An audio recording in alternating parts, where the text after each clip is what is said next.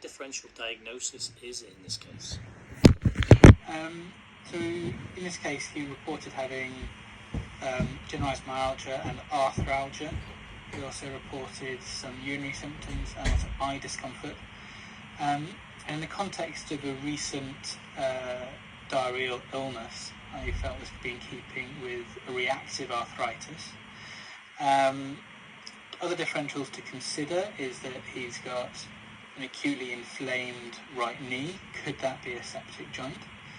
He's also got sort of arthralgia in the context of known psoriatic disease. Could this be a first presentation of a psoriatic arthritis? And also he did give a history of a diarrheal illness with abdominal pain, and whilst this was very short-lived, could it be an inflammatory bowel disease? Because obviously that could be correlated with some arthritis. What do you think the significance of the back pain is?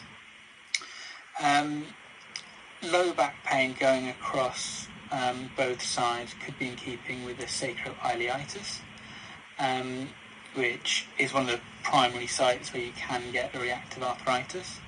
But it could also be a sign of an ankylosing spondylitis or a seronegative arthritis. You mentioned various differential diagnoses. Which one of those that you mentioned would be the most important to exclude? I think the priority to exclude would be a septic arthritis.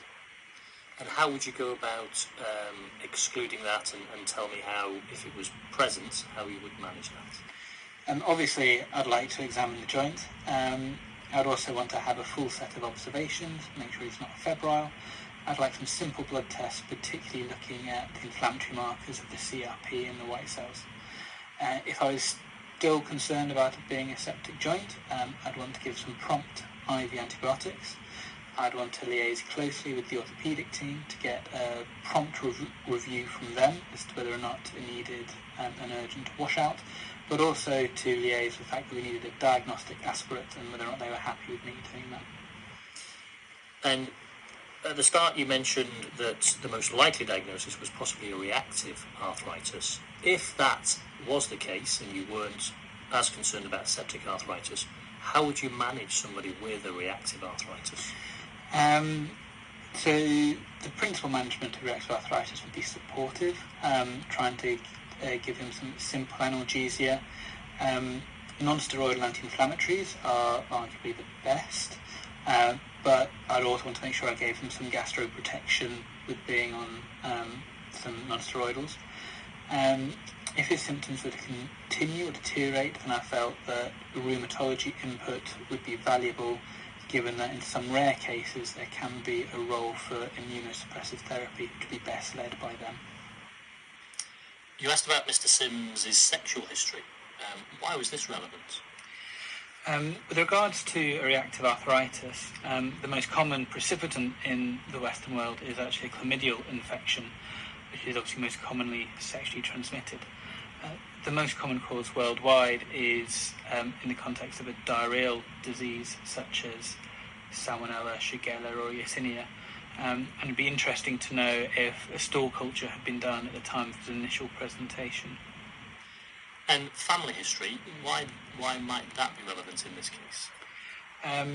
Reactive arthritis is quite well associated with the HLA group B27, and there's also a number of other diseases which can go hand in hand with that, such as ankylosing spondylitis, a seronegative arthropathy, or ulcerative colitis. And it would be interesting to know if there was any family history of any of those diseases. And how would you find out in this gentleman whether there was a HLA B27 association? It can be done as a serological blood test. We discussed knee aspiration in the investigation and management of a septic arthritis, but do you think it has a role in the management of a reactive arthritis? I think a knee aspirate would be valuable in helping to rule out whether there's a crystal arthropathy ongoing. In the context of a reactive arthritis, I would expect just an elevated white cell count on that aspirate fluid. but it would quite possibly be beneficial to the patient in terms of reducing pain and increasing mobility. So it could actually be a therapeutic role as well as a diagnostic role. Thank you.